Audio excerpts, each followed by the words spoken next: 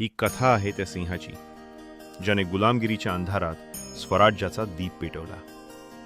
महाराष्ट्राच्या मातीतील जन्मलेला एक तेजस्वी पुरुष, शिवबा, भविष्यातील छत्रपती शिवाजी महाराज.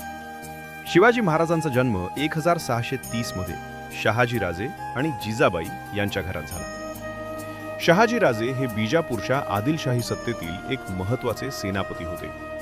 त्यांची माता जिजाबाई अत्यंत धार्मिक, साहसी आणि बुद्धिमान महिला होत्या. जिजाबाई यांच्या शिक्षणामुळे शिवाजी महाराजांमध्ये लहान वयातच योग्य नेतृत्वाची आणि स्वराज्य स्थापनेची जाणीव होती. शिवाजी महाराजांचे बालपण फार कठीण होते. त्यांना शहाजीराजे यांनी मुख्यतः सैन्याचे शिक्षण दिले, तर जिजाबाईंनी धर्म, तत्वज्ञान आणि राजकारणावर आधारित शिक्षण दिले. त्यांचे लहान वयातच शौर्य आणि नेतृत्व गुण दिसू लागले. त्यांना वाचनाची आवड होती आणि त्यांनी रामायण, महाभारत आणि भगवद्गीता यांसारख्या ग्रंथांचा अभ्यास केला. शिवाजी महाराजांनी 15व्या वर्षीच आपले पहिले युद्ध लढले, 1645 मध्ये. त्यांना वयाच्या केवळ 15व्या वर्षी तोरणा किल्ला जिंकला. यामुळे त्यांच्या नेतृत्वाच्या क्षमतेची खूप चर्चा झाली. त्यांचा तो किल्ला जिंकण्याचा साहसपूर्ण निर्णय आणि यश हे एक महत्त्वाचे टप्पा होते. शिवाजी महाराजांचा विश्वास मावळ्यांवर होता. त्यांनी मावळ्यांच्या समर्थनावर आपली सेना तयार केली. मावळे हे अत्यंत निष्ठावंत, धाडसी आणि शूर होते. शिवाजी महाराजांच्या विचारधारेत मावळ्यांचा महत्त्वपूर्ण रोल होता. त्यांच्या नेतृत्वानं मावळ्यांच्या मनात स्वराज्य स्थापनेसाठी एक आग्रही भावना निर्माण केली.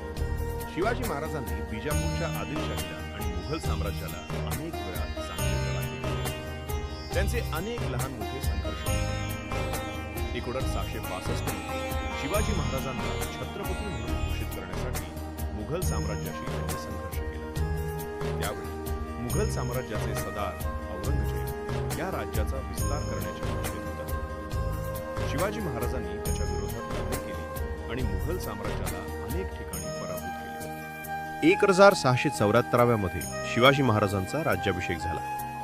रायगड किल्ल्यावर 6 जून 1674 रोजी त्यांनी औपचारिकपणे छत्रपती म्हणून राज्याभिषेक केला.